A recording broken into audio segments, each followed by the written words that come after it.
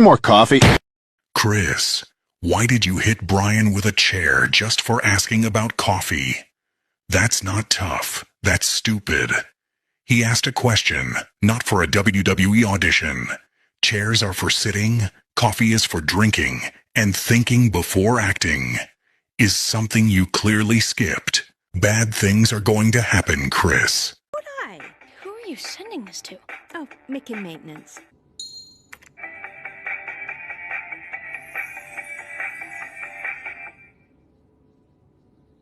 OMG, you're such a mom. Don't even try to talk Nicole Artemisia. Clementine Octavia Watterson.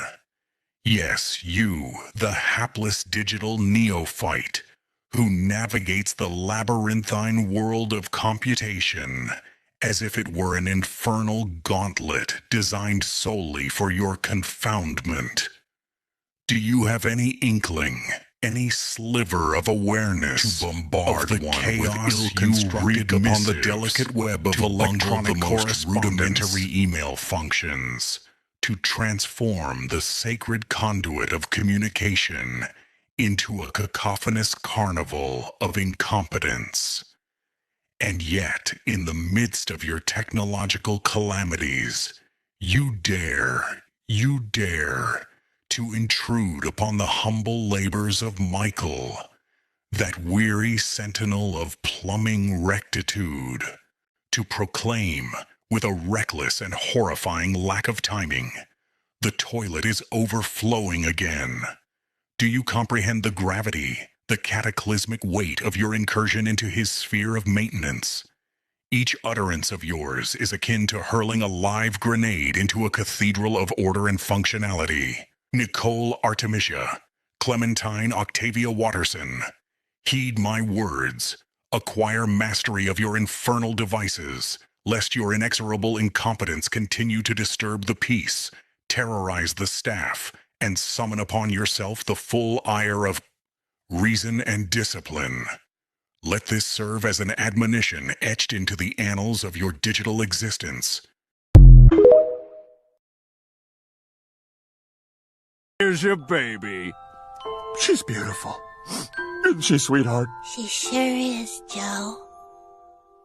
It's hard to believe she's already 18. Glenn Quagmire, let's get this clear. That pathetic excuse for a joke you just spat out is stupid, fucked up, and makes you look like a goddamn idiot. Do you think it's funny to twist people's lives into your perverted little punchlines? It's not. It's disgusting. Cut the shit, shut your mouth, and crawl back into whatever hole you came from, before I make sure the dark itself drags your sorry ass into the shadows where you belong. Teeth and all. This is like a video game. Huh, I'm kinda good at this. Later, Dink. Get back here, you fucking cum stain. Look into my cold, dead eyes, Brian, motherfucking piece of shit. Eduardo, Reginald, Griffin. I have given you multiple warnings. Warnings to stop with your cruel and fucked up acts. And what did you do the day after? You shot a waiter on a yacht for absolutely no fucking reason. It's like you want me to tear you apart, limb by limb, bit by bit, atom by atom. You had absolutely zero reason to shoot that innocent man in that yacht. He did nothing to you. He didn't even fucking see you. And to add insult to injury, literally, you said, later, Dink. You fucking waste of cum. You are the Dink. I will fucking obliterate you into ashes and I will make it slow. You will feel your molecules, cells, and every piece of you disintegrate. You will slowly and painfully be turned into just ash. I would say that you need to think about your life choices, but I don't think there'd be any thinking when your brain is being turned into fucking dust. You should have listened to me the first time, Brian Edward Griffin. Today is the day that you transform into nothing but ash.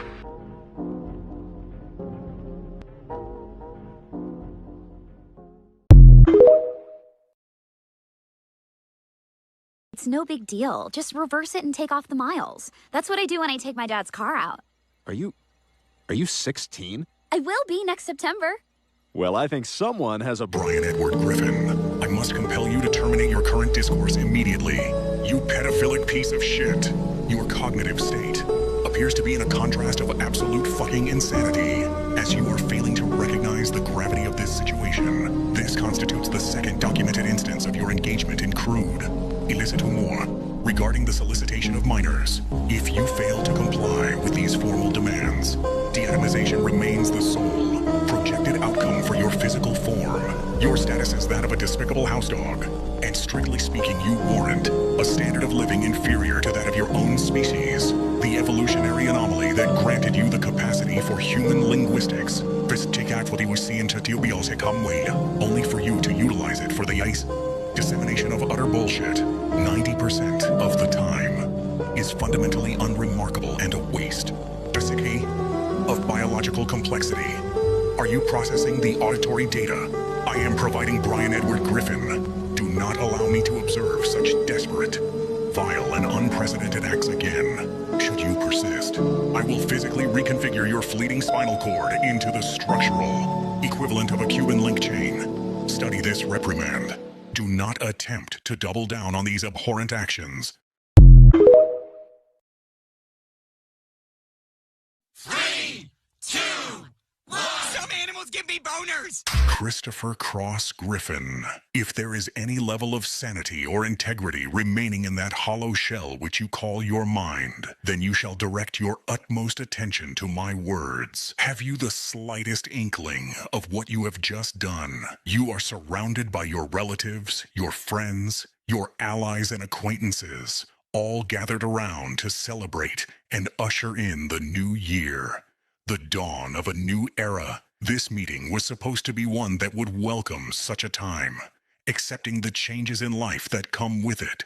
But you have ruined the sanctity of the moment with your words. Not a single soul in this room had wished for the knowledge of the fact that certain animals cause you to become erect. That is disgusting and vile. You are a putrid excuse of a human. You're a waste of sperm. You have no dignity. You have no morals. You're a stain on the Griffin name. Christopher, I swear on whatever higher power exists that your blood shall stain the carpet that you stand on. It will paint the home that you have insulted with your very presence. Your bones will shatter like shards of glass and crunch like leaves in autumn. Your heart will stop beating, and your soul will be dragged into the depths of hell. When the spilled crimson dries into that dark mud-like brown, you will fade, and your spirit will be riddled with shame, the weight of your actions shackling what remains of you for all eternity. You make me sick.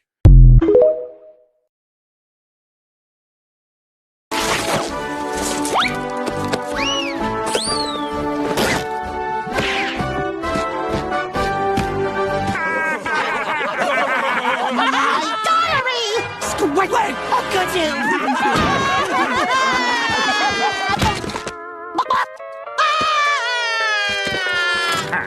That was that little dude's diary?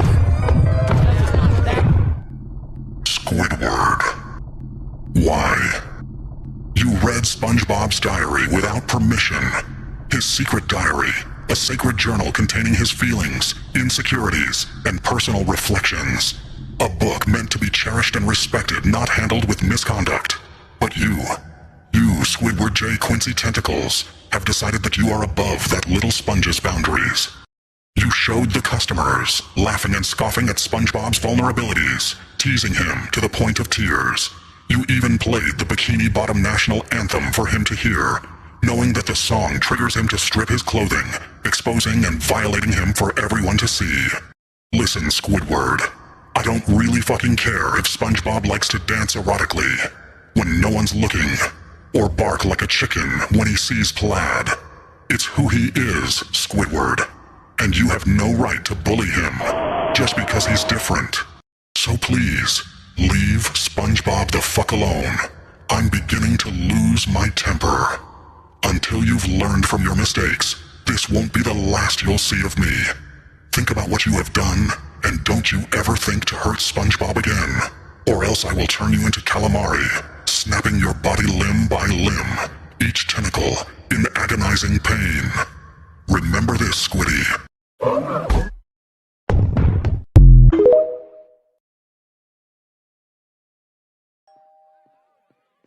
Hey there, sweetie. How old are you? 16. 18? You're first. Mom!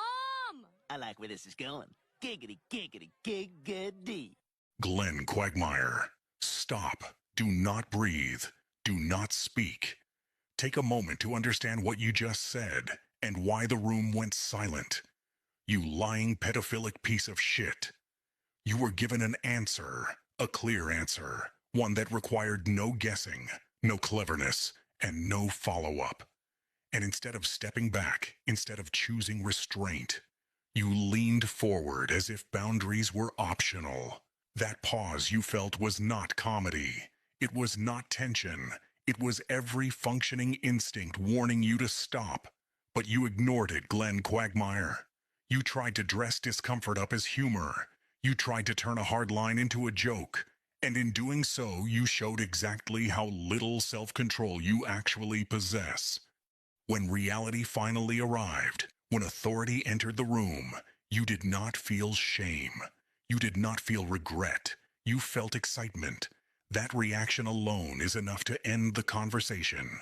This was not edgy. This was not clever. This was not misunderstood humor. This was pathetic, and it deserved to be called out immediately. So listen carefully, Glenn Quagmire.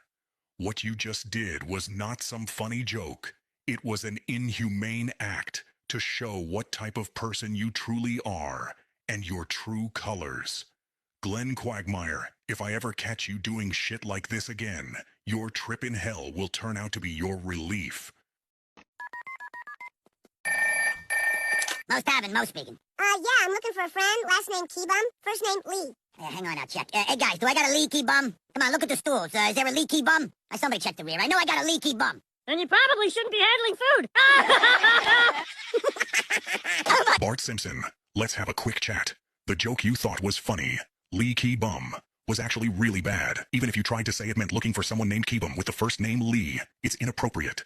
Making a prank call and getting Mo to repeat it just embarrassed him and put him on the spot. Tricks that humiliate others or rely on sneaky wording aren't clever. They're disrespectful, and that kind of behavior isn't okay. On top of that, turning it into a prank call made the whole situation even worse. Mo didn't know what he was saying, and suddenly your joke became his problem, which isn't fair at all. Pranks that trick or embarrass someone else might get a quick laugh, but they leave a bad impression and can hurt relationships. Being clever doesn't mean putting others in uncomfortable situations, and next time, thinking before you speak or call would save a lot of trouble. The problem is that jokes like this can have lasting effects. Mo might laugh now, but being tricked into saying something inappropriate could make him less willing to trust you in the future. Even in a chaotic prank or crossover event, there's a line that shouldn't be crossed. Humor that embarrasses or puts others in awkward situations isn't really funny. It's careless and shows poor judgment, and you need to be aware of that. What's the best way to become stupid again? I don't know. To scream, I want to be monkey again! Listen here, kiddo. Everyone was just going on about their day and spending quality time on the boardwalk until your abysmal attempt at a joke ruined everyone's mood. That joke was not humorous in the slightest bit. In addition to my statement, your joke did not have a solid punchline and was senseless. Why would anyone want to lack knowledge and devolve to an earlier version of their species? That dance you did was ridiculous, and it shows that you have returned to monkey due to how idiotic you appear doing it. Take this as an opportunity to learn from your foolishness and never again do this. You know, I've lost a ton in Vegas, but I never thought I'd lose my life there. Did you just think of that? Yeah, just now. You know, you are seriously funny, man. I know I crap on you a lot, but sometimes when I'm driving, I think about stuff you say and I laugh. Peter Lowenbroy Griffin, you know what? Instead of me doing the talking, let me get my little friend in here. Peter Lowenbroy Griffin, listen here and do not fear, because what you have done just now was a truly endearing display of friendship and appreciation. Not only did you give Joe Swanson a compliment that clearly came from the bottom of your heart, but you did so while you fully believed both of you were facing the final moments of your lives. Something that multiplies both the sincerity and the courage of what you just did tenfold. You chose kindness when you thought there'd be no tomorrow, and that says more about you than any heroic last stand ever could. My advice to you, don't brush this off. Sit with what it says about you. The next time you find yourself jokingly tearing someone down like you've done in the past, remember this moment because it came from somewhere real when it mattered the most. And Mr. Swanson, because I know you're listening, hold on to what he said. Believe it and make it count as you continue your beautiful friendship. For me, there's only one thing left to say. Bravo, Peter. Bravo.